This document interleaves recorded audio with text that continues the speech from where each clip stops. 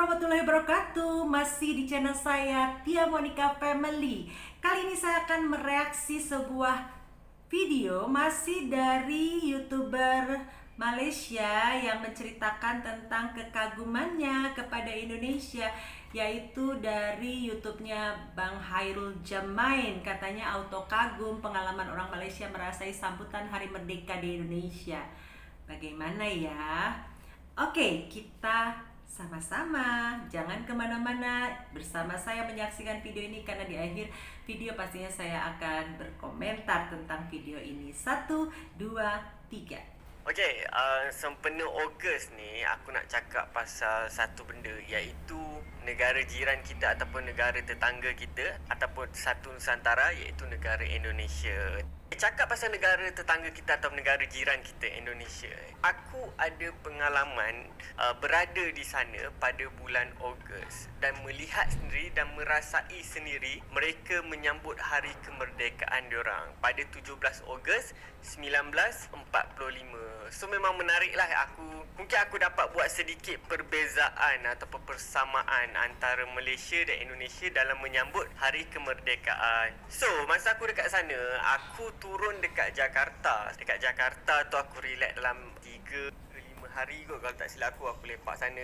Aku pergi dekat Old Town dia, Old Town Jakarta. Ini bicara tentang kemerdekaan Indonesia 17 Agustus 1945 dan juga tentunya perayaan-perayaan yang diadakan di Indonesia setiap tahunnya. Oke, kita lanjutkan. Naik kereta api pergi ke Bandung.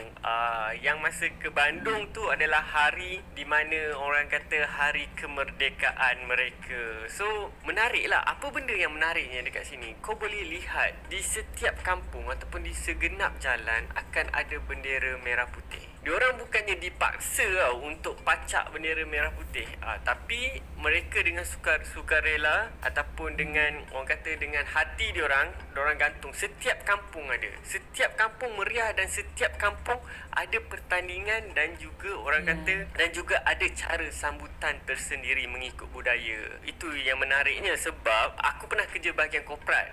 Kalau korang nampak bangunan-bangunan kedai atau bangunan besar yang gantung bendera tu, itu adalah disebabkan kau kena gantung, kau kena paksa gantung. Dia, aku rasa macam dekat Indonesia tu, diorang ada jiwa patriotik diorang tu sangat-sangat kuat berbanding Malaysia. Macam kita dulu banyak lah, macam dekat sekolah kita pegang bendera Malaysia.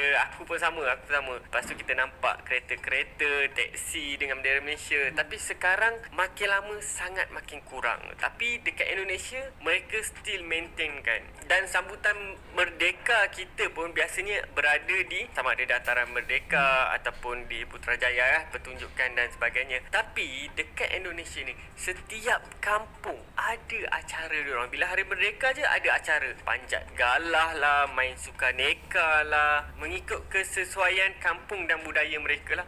Masa aku first sampai tu, aku memang terkejut gila. Satu, terkejut macam aku nampak semangat patriotik diorang ni dari kalangan anak muda macam aku ni. Sebab aku bergaul dengan anak muda kan, sampailah ke orang tua sangat-sangat kuat. Mereka sangat pegang soal Pancasila. Diorang ada Pancasila. Aku rasa mungkin Pancasila tu kalau dekat Malaysia macam rukun negara. Kita rukun negara pun kita tak memperketatkan kan. Sebab tu ada orang yang langgar rukun negara ataupun yang masih orang kata memandang enteng kepada rukun negara. Tapi mereka, rakyat ataupun warga Indonesia ni, dia sangat memegang kepada Pancasila. Korang boleh bergaduh soal politik, korang boleh bergaduh soal agama, tapi dalam Pancasila mereka sangat bersatu. Sebab tu aku macam, aku respect lah macam mana mereka memupuk orang kata semangat patriotik dan semangat orang kata kenegaraan tu yang sangat kuat. Sebab kau akan rasa lebih sayang kepada negara kau. Ini pengalaman aku masa dekat sana lah yang aku boleh ceritakan. Sebab aku pergi dekat Bandung, aku merasai pengalaman tu dekat Bandung. Tapi bukan dekat tengah-tengah kota Bandung. Maksud dia bukannya dekat bandar Bandung tu. Tapi aku masuk ke kawasan kampung sebab ada kawan aku orang Malaysia yang tinggal dekat sana. Sebab dia buat kajian dekat sana lah. Dia ada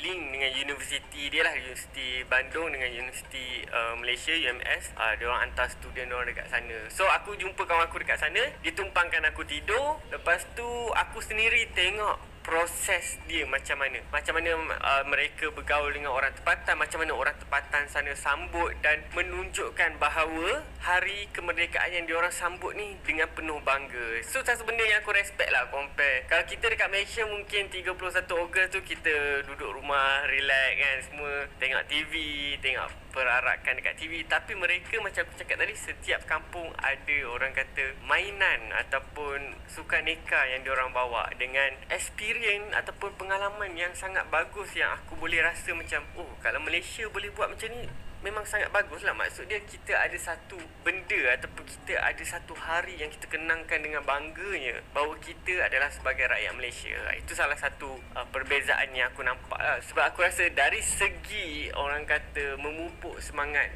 patriotik ataupun kewarganegaraan ataupun kenegaraan ni, kita patut lebih belajar dengan negara Indonesia.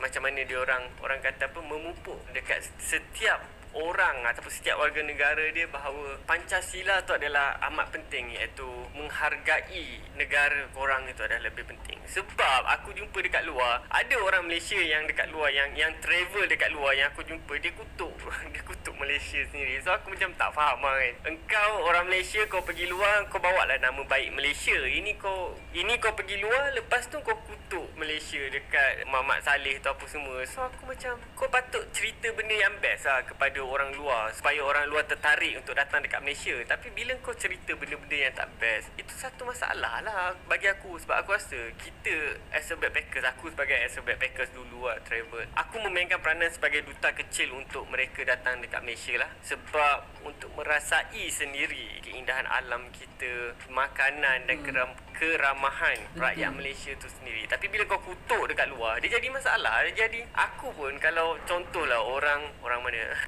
contohlah kalau orang France, orang Perancis datang kat aku, dia kutuk negara dia sendiri depan aku. So aku pun rasa tak best. Aku pun rasa macam, kenapa Mamat ni kutuk negara sendiri kan? Kau sepatutnya promote negara kau pada aku kan, sebab aku seorang traveller dulu. Kenapa kau kutuk negara kau sendiri? Dia konsep dia lebih kurang macam tu lah. Tapi itulah, kita dari segi patriotik tu, dari segi orang kata sayang terhadap negara tu, kita masih kurang. Aku harap mungkin kita boleh belajar sedikit demi sedikit dari negara Indonesia ataupun negara tetangga kita. Untuk rakyat Indonesia yang menonton video ni, terima kasih sebab memberi layanan terbaik kepada aku semasa aku melihat sendiri dan aku merasai sendiri bagaimana kamu menyambut hari kemerdekaan kamu pada 17 Ogos 1945. Terima kasih. Tak silap aku tu tahun 2017. Kalau tak silap aku pergi sana. Apa-apa pun, terima kasih sebab support. Jumpa lagi untuk next episode. Assalamualaikum. Bye-bye. Waalaikumsalam warahmatullahi wabarakatuh. Sekali lagi terima kasih Bang Hairul Jemain yang sudah menyampaikan kekagumannya kepada Indonesia pada saat menyambut Hari Merdeka Indonesia. Betul sekali, di Indonesia itu setiap tahun, setiap hari kemerdekaan, bahkan sebulan penuh tanpa tentunya dipaksa, kita akan mengibarkan bendera merah putih di setiap rumah, di kompleks, di kampung, dimanapun, bahkan di gang-gang itu atau di RT RW biasanya kita berlomba-lomba untuk mempercantik gapura-gapura kita, ambience dari lingkungan kita dengan hiasan-hiasan merah putih sebagai bentuk perayaan sukacita kita menyambut kemerdekaan Indonesia. Dan bukan itu saja, tapi di hari kemerdekaan Indonesia itu sendiri biasanya dari pagi itu ada perlombaan itu bersifat fun sebenarnya, tetapi di situ mengandung makna bagaimana berjuang mendapatkan yang terbaik. Itu ditanamkan dari mulai anak-anak kecil bahkan sampai ibu-ibu sampai bapak-bapak